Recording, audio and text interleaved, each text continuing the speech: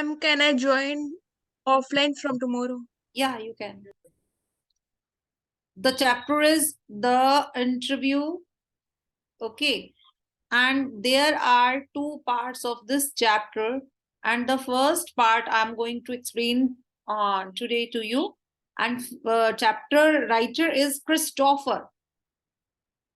Christopher Sylvester. Right?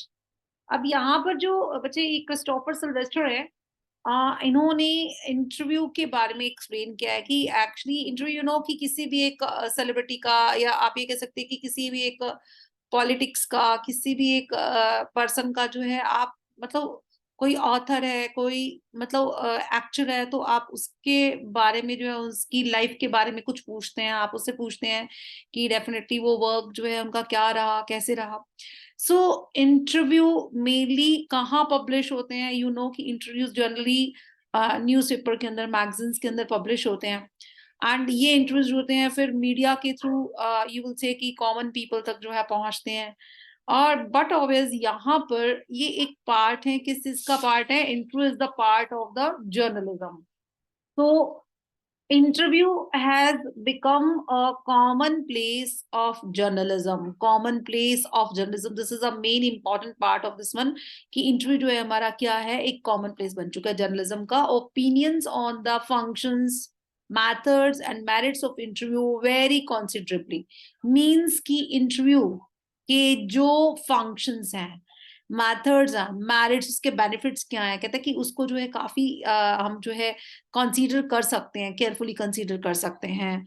And some claim it to be the highest form, a source of truth and in its practice in art. मतलब कुछ लोग ये कहते हैं कि interview जो ना अपने बहुत ज्यादा हाईएस्ट फॉर्म में चलता है, बहुत ही हाईएस्ट जिसको बोलते हैं कि पार्ट है किसी के बारे में जानने का।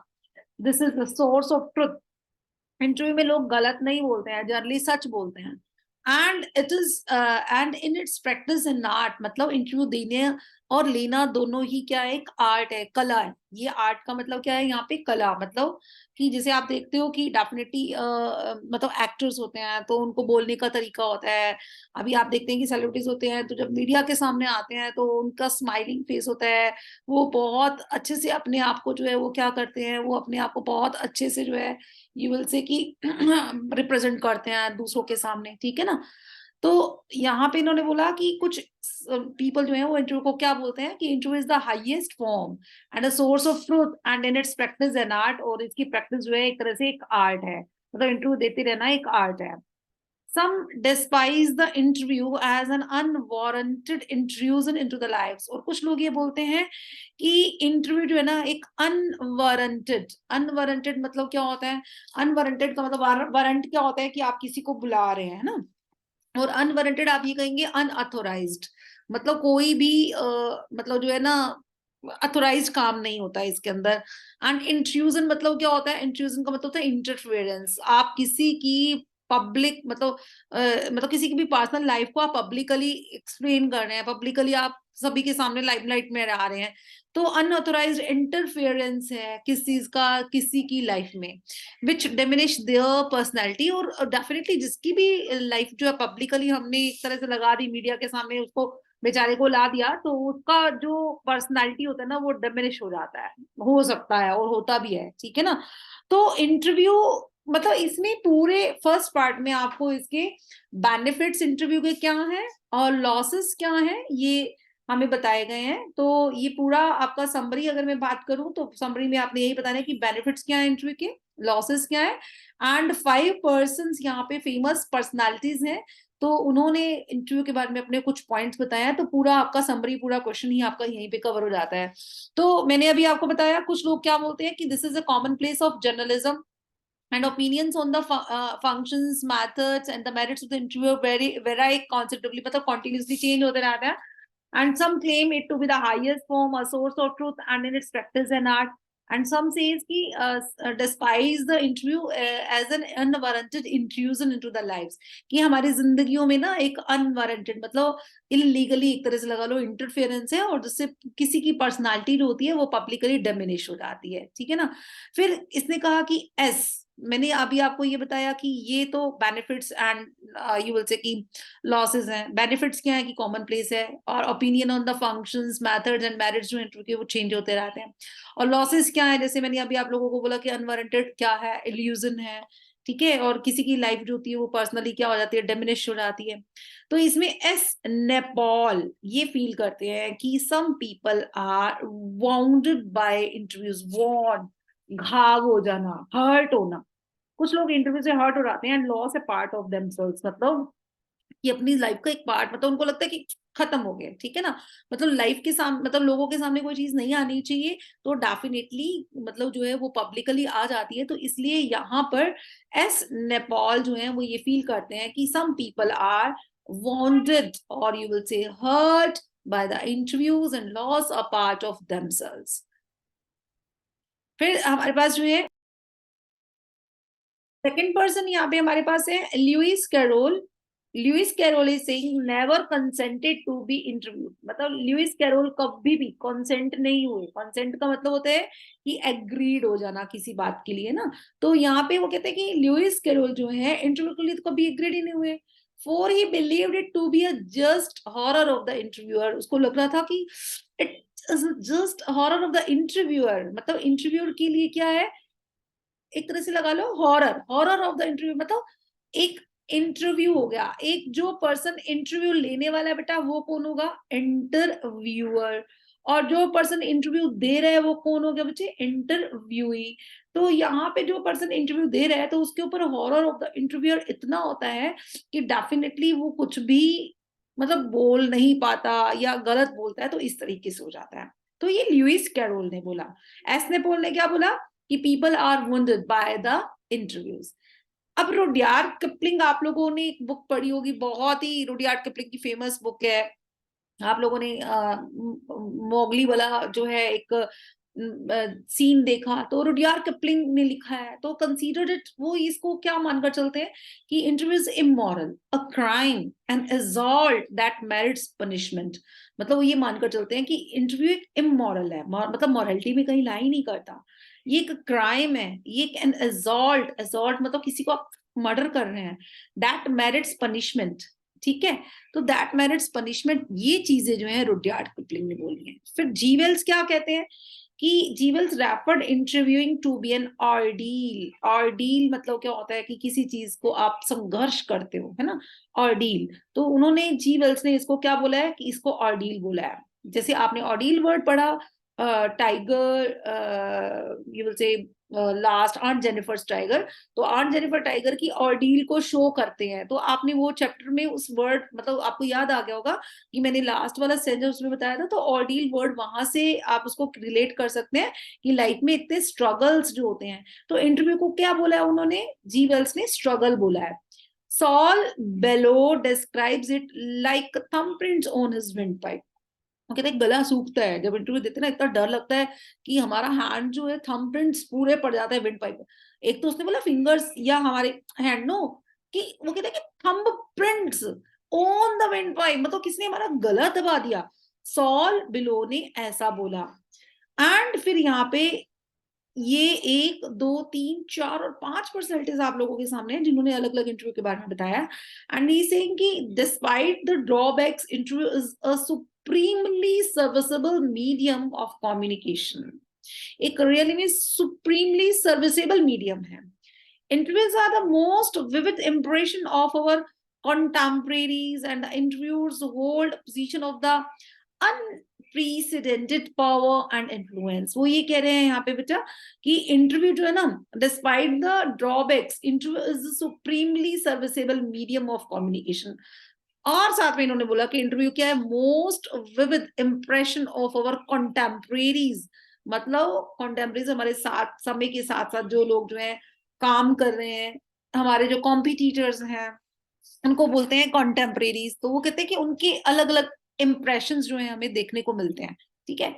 जैसे कि एक मान लो राइटर, या आप ये कहेंगे कि एक हमारे पास एक्टर हैं शाहरुख खान, ठीक है, और दूसरे एक्टर हैं सलमान खान, तो दोनों के इंटरव्यूज हमारे सामने आएंगे तो हमें दोनों के अलग अलग क्या पता चलेंगे, कंटेम्परेरीज के इंप्रेशंस पता चलते हैं, मतलब सलमान को शाहरुख के पता चल गए और शाहरुख को सलमान के पता चल गए, तो ये क्या पता चला उनको, कंटेम्परेरीज के इंप्रेशंस पता चले। And the interviewer holds a position of unprecedented power and influence, और यहाँ पर जो इंटरव्यूअर है ना उसके पास एक ऐसी पोजीशन होती है ऑफ प्रीसिडेंटेड, जो पहले कभी उसके पास वो पावर इन्फ्लुएंस नहीं था, वो एक तरह से वो पावर इन्फ्लुएंस उसके पास होता है। तो यहाँ पर ये पूरा फर्स्ट पार्ट का समअप है, जैसे मैंने आप लोगों को बताया एज इट इज आपको वैसे मिलेगा, उसके अंदर कुछ डिफरेंट नहीं मिलेगा, ये चीज ध्यान रखना बच्चे। तो मैं फिर से बता रही हूँ कि interview has become a common place of journalism, opinion on the functions methods and merits of interview are very considerably, some claim it to be the highest form, कुछ लोग इसको highest form बोलते हैं, source of truth or its practice in art, and some despise the interview as an you will say as an unwarranted intrusion into the lives which diminish their personality. फिर S नेपॉल ने क्या बोला कि some people are wounded by the interviews and lose a part of themselves, right? Lewis Carroll ने क्या बोला बच्चे, उन्होंने ये बोला कि यहाँ पर जो इंटरव्यू है it is just a horror of the interviewer. फिर तीसरा है रुडयार्ड किपलिंग बच्चा, रुडयार्ड किपलिंग क्या बोलते हैं कि this is immortal crime and assault that merits punishment. और फिर जीवेल्ड से क्या बोला बच्चा, G Wells referred interviewing to be an ordeal, वो उसको एक ऑर्डील मानकर चलते हैं। सॉल में लोग क्या मानकर चलते हैं इसको, like the thumbprints on the wind pipe, ठीक है ना।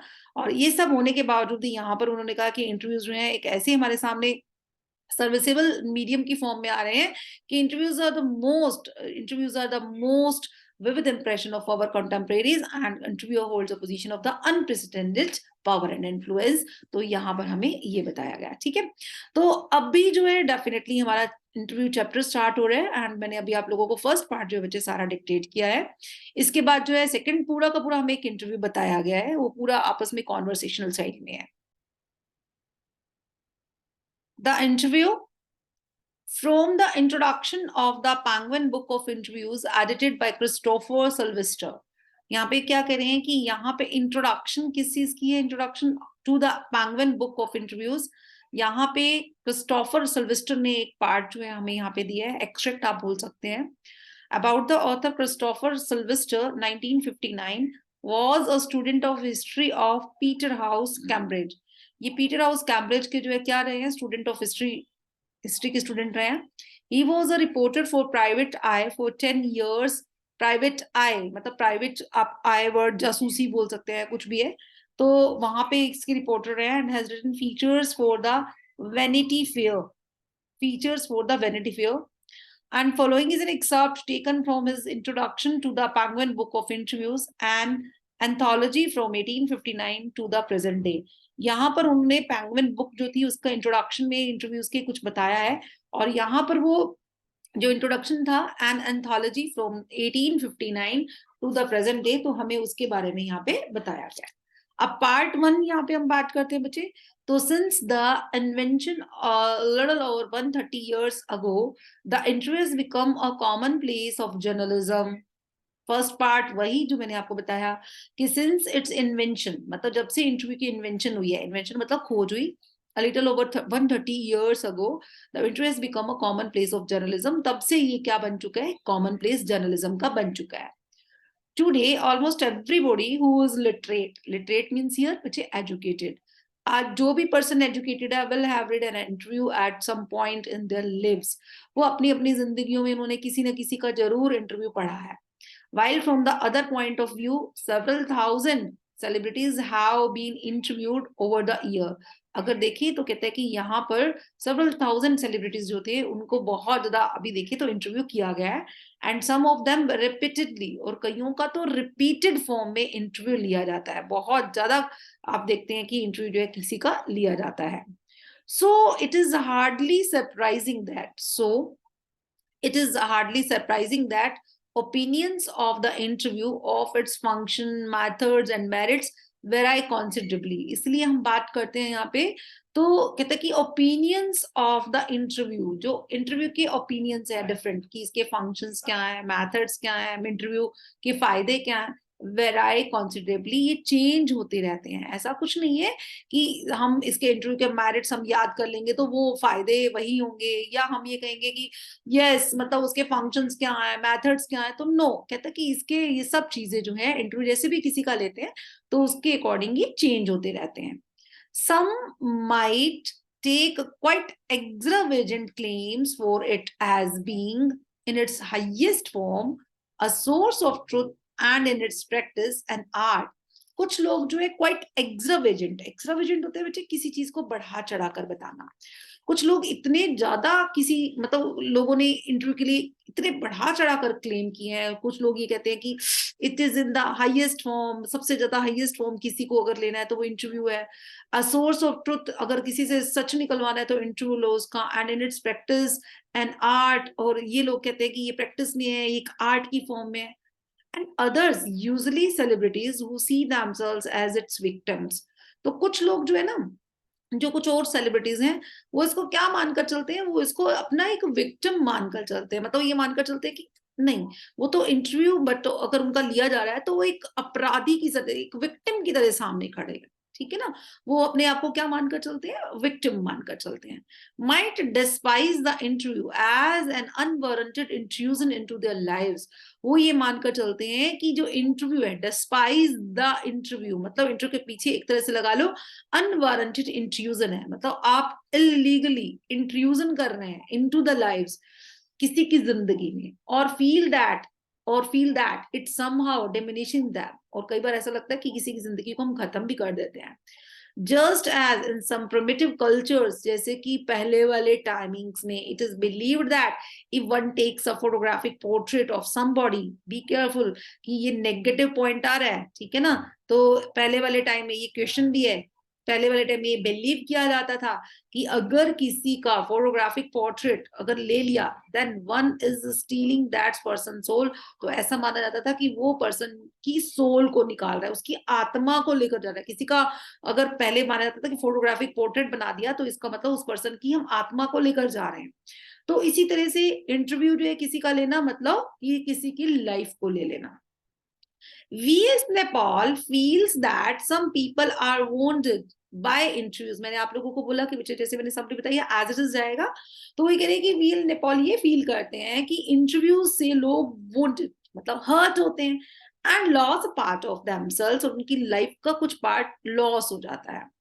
Lewis Carroll, the creator of Alice in Wonderland, Lewis Carroll जो Alice in Wonderland के क्रिएटर राइटर है, was said, उन्होंने ये कहा था कि to have had a just horror of the interviewer and he never consented to be interviewed। वो कहते हैं कि मुझे तो इतना हॉरर फील होता था इंटरव्यूअर का and he never consented to be interviewed। कभी भी वो इंटरव्यू देने के लिए कंसेंट मतलब एग्रीड नहीं हुए।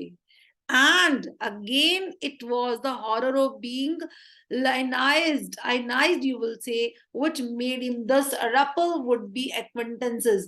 Ionized means to making someone famous। तो वो कहते हैं कि एक horror था of being making someone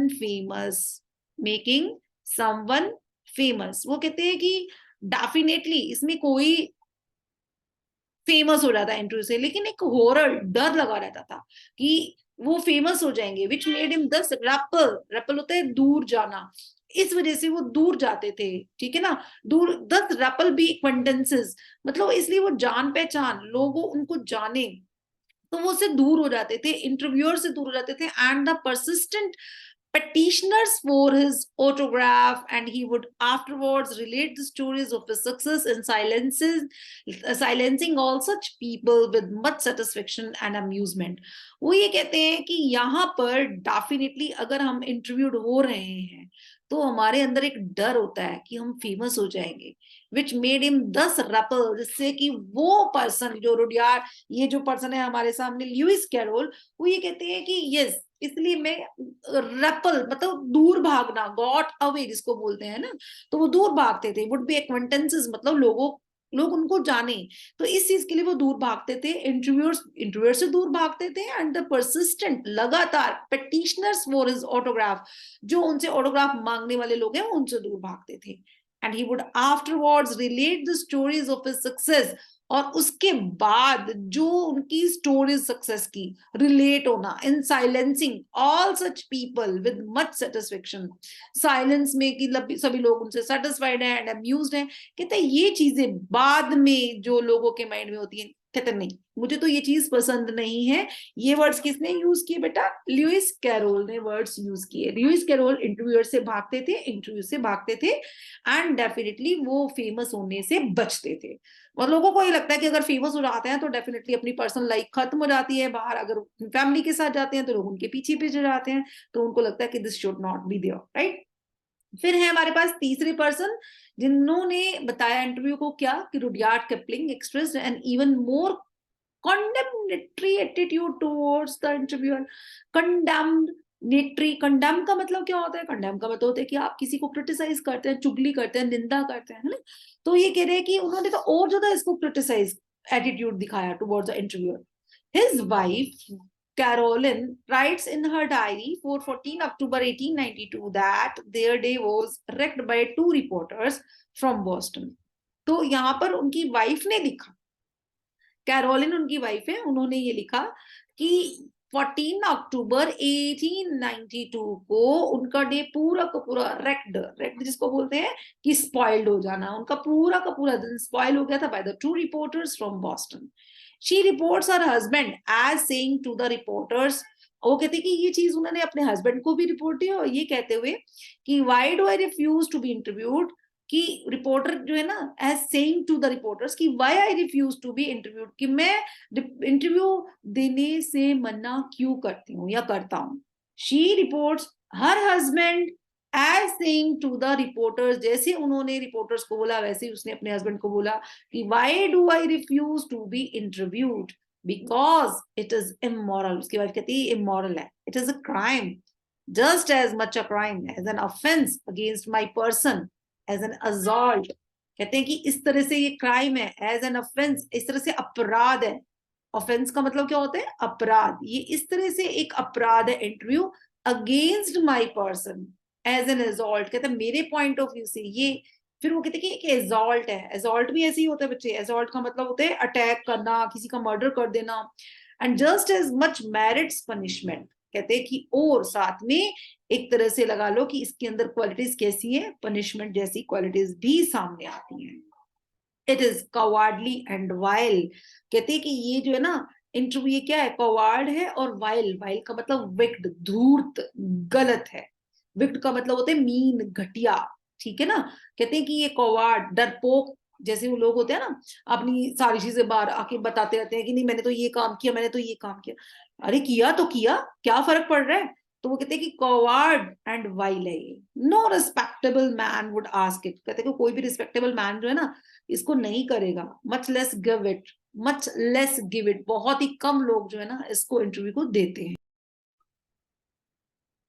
तो यहाँ पर उन्होंने बोला बेटा कि बहुत ही मच लेस गिव इट मतलब बहुत ही कम लोग जो है इंटरव्यू देते हैं। ये किपलिंग, फिर भी वो रुडयार्ड किपलिंग जो है वो क्या कह रहे हैं, Kipling had himself perpetrated such as an assault on Mark Twain only a few years before। कहते हैं कि यहाँ पर अगर बात करें हम तो जो किपलिंग है had himself perpetrated such an assault, उन्होंने ये जो assault वर्ड यूज किया, कहते हैं कि उन्होंने खुद perpetrate मतलब उसको एक्सप्लेन किया on Mark Twain only a few years before, थोड़ा टाइम मार्क ट्विन से पहले, मार्क ट्विन का इंटरव्यू होता था उससे थोड़ा टाइम पहले उन्होंने जो है अपने आप को ये बताया असॉल्ट के बारे में, तब उन्होंने एक्सप्लेन किया। फिर उसके बाद है H G Wells in an interview, next person है एच जी वेल्स। यहाँ पर उन्होंने इंटरव्यू 1894 में दिया था, तो उन्होंने बोला था कि this refer to the interviewing ordeal. मतलब इंटरव्यूइंग ऑर्डील मतलब जैसे कि आप एक स्ट्रगल से इंटरव्यू मतलब कर रहे हो, मतलब एक स्ट्रगल का इंटरव्यू ले रहे हो, ठीक है ना। लाइफ में जो ऑर्डील होता है मतलब अपनी लाइफ में प्रॉब्लम्स आती हैं तो उसका इंटरव्यू ले रहे हो। But as a fairly frequent interviewee and 40 years later found himself interviewing Joseph Stalin। कहते हैं was a fairly frequent interview, और वो लगातार एक इंटरव्यू रहे हैं। एंड 40 years later जब वो अपने इतने इंटरव्यूज दे चुके थे तो उन्होंने खुद जोसेफ स्टालिन का इंटरव्यू किया, ठीक है। तो यहाँ पर उन्होंने ये वर्ड्स यूज किए, वो अपने ही इंटरव्यू दिए, उन्होंने बोला कि यहाँ पे ऑर्डील की फॉर्म में होते हैं, लेकिन उन्होंने बाद में खुद भी इंटरव्यू लेना स्टार्ट कर दिया. Saul Bellow, who has consented to be interviewed on several occasions. कहते हैं कि ये सॉल बेलो इन्होंने कंसेंटेड हुए, एग्रीड हुए, बहुत जगह उन्होंने इंटरव्यू दिया. Nevertheless, once described interviews as being like thumbprints on the windpipe. कहते हैं कि डेफिनेटली कि जो इंटरव्यू है ना, nevertheless once described, उन्होंने बोला कि जो इंटरव्यू है वो क्या होता है, like the thumbprints on his windpipe. मतलब किसी ने उनका गला दबा रखा है, मतलब वो बड़ी ढंग से आराम से, मतलब जैसे सामने वाला जो बोल रहा है तो उसके अकॉर्डिंग बोलना पड़ता है ना. Yet, despite the drawbacks of the interview, it is a supremely serviceable medium of communication. कहते इतनी ज्यादा शॉर्टकमिंग्स होने के बावजूद भी एक काफी सर्विसेबल मीडियम है ये कम्युनिकेशन का, मतलब लोगों के सामने, बट ऑब्वियस मतलब पब्लिकली, मतलब कुछ लोगों को सामने लाया जाता है. These days, more than at any other time, our most vivid impressions of our contemporaries are, these days, आजकल, more than at any other time, more than at any other time, कहते कि our most vivid impressions, जो हमारे different impressions होते हैं किसी के, our contemporaries, हमारे अभी contemporaries, अभी मैंने आप लोगों को डिस्कस किया कि जो हमारे competitors हैं हमारे सामने, हमारे साथ साथ जो लोग होते हैं जो हमारे सेम प्रोफेशन में होते हैं, आर दो इंटरव्यूज. जब उनका इंटरव्यू लिया जाता है तो डेफिनेटली हमें उनके बारे में पता चलता रहता है. तो this is the positive point of interview. Dennis Brian has written, almost everything of movement reaches us through one man asking questions. कहते हैं कि almost everything of movement reaches us, हमारे तक पहुंचती है through one man, और एक ही man बता रहा है, वो जो इंटरव्यू लेने वाला है, asking questions of another, है ना. Because of this, the interviewer holds a position. इसीलिए इंटरव्यूअर एक ऐसी पोजीशन को होल्ड करता है of unprecedented power and influence, unprecedented, never before, जो उसको पहले कभी भी इतनी पावर नहीं मिली, इतना इन्फ्लुएंस नहीं हुआ उस पर्सन का, लेकिन जब वो यहाँ पर एज अ इंटरव्यूअर बैठता है तो उसके अंदर ये दोनों क्वालिटीज, पावर एंड इन्फ्लुएंस, आ जाता है. तो this is the part number 1 of the chapter interview. 6 persons ने यहां पर अपने अपने व्यूज बताए हैं इंटरव्यू के बारे में. फर्स्ट, सबसे पहले V.S. नेपॉल ने बताया है. Second, Lewis Carroll 2 second. Third one यहाँ पे जो डिस्कस किया गया बच्चे, रुडयार्ड किपलिंग ने बताया है. फोर्थ, रुडयार्ड किपलिंग की वाइफ के बारे में आगे एक्सप्लेन किया गया है. Fifth, H.G. वेल्स ने भी इंटरव्यू में अपने आप को ऑर्डील की फॉर्म में लिया है. नेक्स्ट, सॉल बिलो की बात की गई है. सॉल बिलो ने क्या बोला कि डेफिनेटली विंड पाइप वाला, thumbprints on the wind pipe. And फिर हमने बात की है लास्ट में यहां पर डेनिस ब्रियन की. उन्होंने कहा है कि almost everything of movement reaches us through one man asking questions of another. ये पॉजिटिव पॉइंट है ना. और वो कह रहे हैं कि वो person, interviewer who is asking the question, holds a position of unprecedented power and influence, right. तो ये आप लोगों का आज जो है इंटरव्यू का मैंने फर्स्ट पार्ट करवाया. Be careful that.